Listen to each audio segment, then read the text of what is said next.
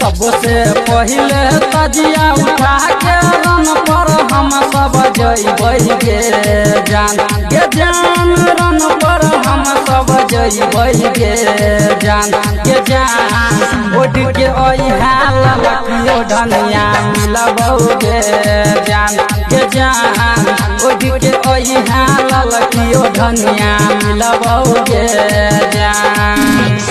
सबसे पहले तजिया उठा के रन पर हम सब जइबै गे जान गे जान रन पर हम सब जइबै गे जान गे जान उठ के ओइहा ललकियो धनिया मिलबौ गे जान गे जान उठ के ओइहा ललकियो धनिया मिलबौ गे जान। कनक में सर सुन रहल छी चांद रिकॉर्डिंग स्टूडियो के शानदार प्रस्तुति